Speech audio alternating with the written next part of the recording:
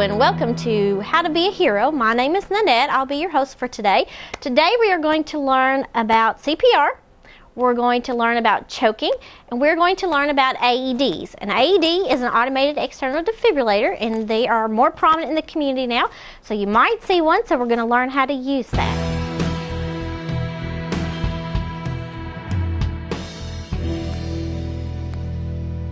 Okay, we're going to start off with doing CPR. We're going to do the basic CPR for an adult victim. First thing you want to do in any situation you see someone who has collapsed, who is just laying there, first thing you want to do is make sure the scene is safe, because you don't want to get hurt as well. So you want to look around, make sure there's no electricity, there's no water, there's nothing that's going to hurt you. If the scene is safe, then you want to walk up to the person and you want to ask them if they are okay. So for an adult, you're going to shake their shoulders like this and you're going to say, hey, are you okay? Hey, are you okay? If that person does not respond to you, they don't answer you, they don't move, that's when you want to call 911. If you are by yourself, you want to go call 911. If there's nobody around you, you want to go to the phone and dial 911. If there's someone with you, there's somebody around watching, you want to tell them to go call 911. So the first thing we're going to do is we're going to make sure the scene is safe. We're going to say, hey, are you okay? And if there's somebody around, say with authority, hey, you, go call 911. The next thing you need to do is see if the person is breathing. We do that by looking, listening, and feeling. To look, listen, and feel, you put your ear down next to their head. You're going to tilt your head, and what you're doing is you're looking for the chest to rise. You're feeling for their breath, and you're listening to see if you hear them breathing. So you're going to look, you're going to listen, you're going to feel for at least 10 seconds. And what we're looking for is normal breathing. Gasping is not normal breathing. If the person is gasping, you want to continue with your CPR steps. So first thing we're going to do, make sure the scene is safe. We're going to say, hey, are you okay? Hey, you, go call 911. Then we're going to look, listen, and feel. If our victim is not breathing, we need to give 2 rescue breaths. To do that, we need to open the airway. We're going to do a head tilt, chin lift, which we're going to tilt their head back like this. You're going to pinch their nose, and you want to pinch their nose because when you breathe in their mouth, if you don't pinch their nose, it comes back out their nose, and then we're not doing anything. So you're going to pinch their nose, and you're going to put your mouth all the way around their mouth and give 1 breath over a second. So we're going to breathe. And breathe again. You give 2 breaths. So let's repeat from the beginning. We're going to make sure the scene is safe. I'm going to say, hey, are you okay? Hey, you, go call 911. Then we're going to look, listen, and feel.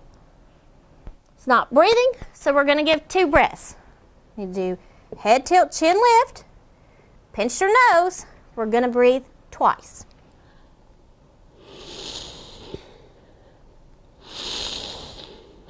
And then we're going to begin chest compressions. To do chest compressions, take the heel of one hand, put it the big bone in the middle of their chest. You're going to take your other hand, put it on top, and link your fingers. Then you're going to press down 30 times. So you're going to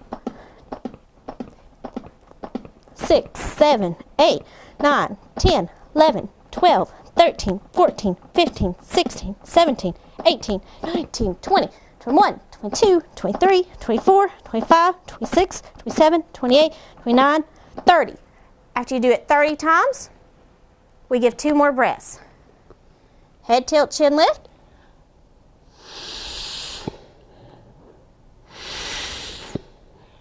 Then we're going to do 30 more compressions. Heel the hand, middle the chest, other hand on top.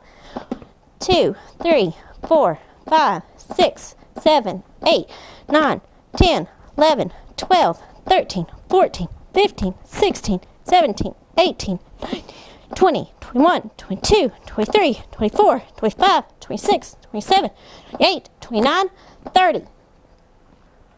So you keep doing that. One thing that you need to remember, that you need to think about, is today I'm using a bed, but I have a backboard under my patient. I can't do adequate CPR on a bed. They have to be on a hard surface. So you might have to move somebody onto the floor out of a bed if they're in a bed. So start from the beginning, one time. First thing you're going to do is going to check the scene. Make sure it's safe. Then you're going to go up to them and you're going to say, hey, are you okay? They don't respond. Hey, you, go call 911. Then you're going to look, listen, and feel. We're going to check for breathing. Person's not breathing, so I need to give 2 breaths. I'm going to do head tilt, chin lift, pinch their nose.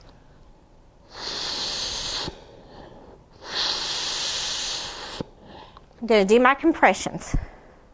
1, 2, 3, 4, 5, 6, 7, 8, 9, 10, 11, 12, 13, 14, 15, 16, 17, 18, 19, 20, 21, 22, 23, 24, 26, 27, 28, 29, 30. You're going to do 2 breaths.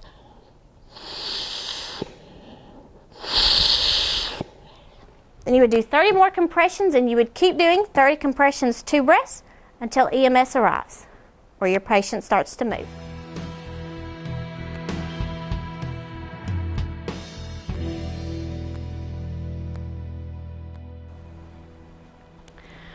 Okay, the next thing that we're going to talk about today is an AED.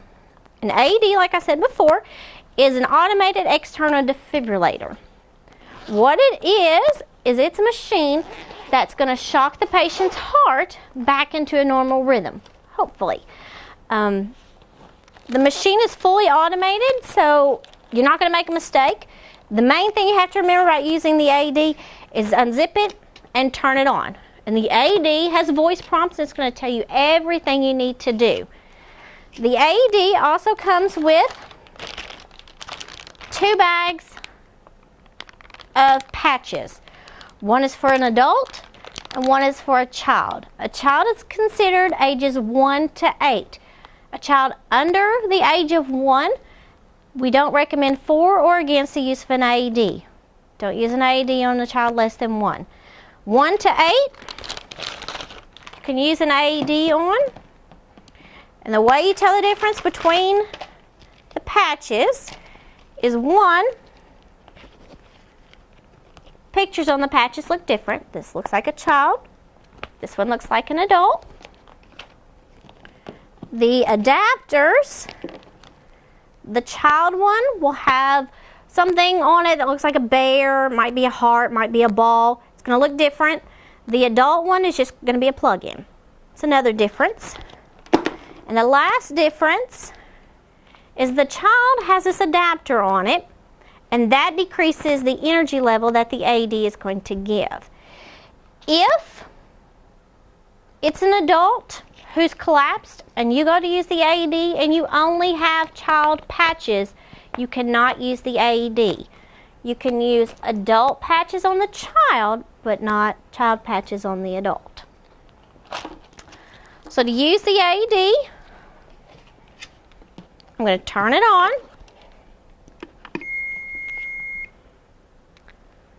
And it's going to tell me what to do. Apply pads to patient's bare chest. So it tells me to apply pads. So I take my pads out. They also have pictures on it, so I know where to put it. So I take and I put it on my person just like I would, according to the patches. Then the AED tells me to plug in connector. So I take the connector. There's a little light, tells you where to put it, and it only goes in one way. So you push it in. Analyzing heart rhythm. Do not touch the patient. And it tells me do not touch the patient, so I need to make sure if there's anybody around not to touch my patient. Shock advised. Charging.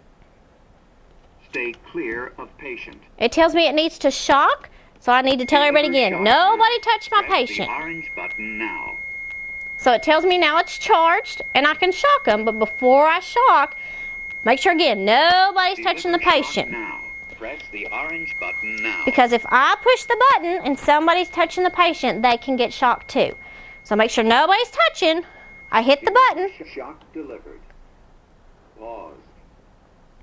If needed, begin CPR. It's going to shock, and then I need to immediately begin CPR.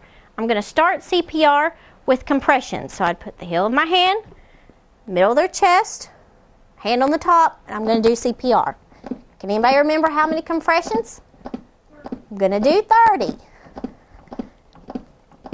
16, 17, 18, 19, 20, 21, 22, 23, 24, 25, 26, 27, 28, 29, 30. And then I have to do 2 breaths. I'm going to do head tilt, chin lift, pinch their nose.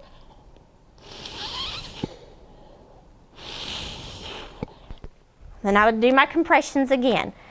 Once you have applied the AED to the person, you never take the pads off. The only person who should take the pads off are EMS when they get there. Because once you put them on, the AED is going to count down 2 minutes. And then it's going to reanalyze, it's going to tell you to clear, and it's going to see if that patient needs to be shocked again. So once you put it on, you leave it on. There's a couple things that we need to think about before we use our AED. We want to think about if our patient's in water, because remember, this is going to shock. So if our patient's in a puddle of water, we need to move the person out of the water, dry them off, and then apply the AED. We also want to look for and see if they have a pacemaker, because they might have a pacemaker.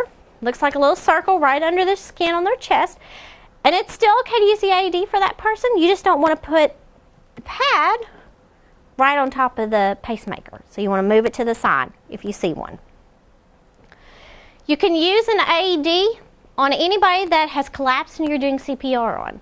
So once you call 911, you want to also tell them to get an AED if they have one. When they bring it, that's when you want to open it up, turn it on, follow your prompts.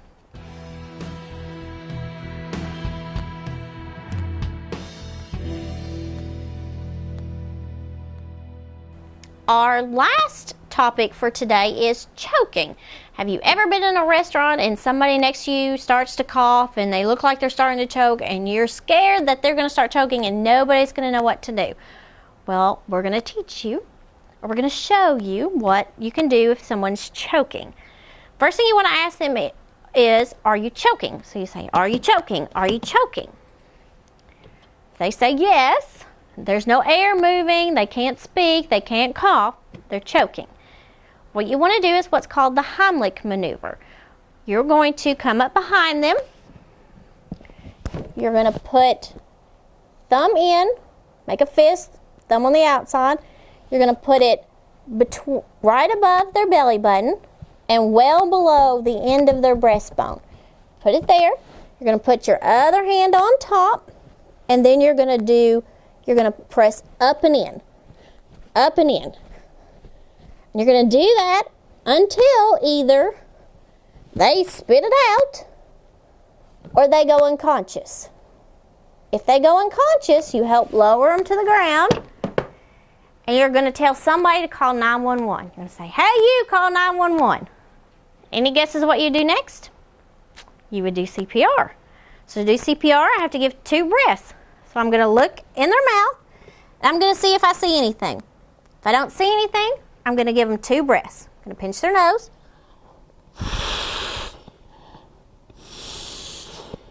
Then I'm going to do 30 compressions. 1, 2, 3, 4, 5, 6, 7, 8, 9, 10, 11, 12, 13, 14, 15, 16, 17, 18, 19, 20, 21, 22, 23, 24, 25, 26, 27, 28, 29, 30. Going to go back to give them breaths. I'm going to look in their mouth again. If I don't see it, I'm going to give them 2 breaths.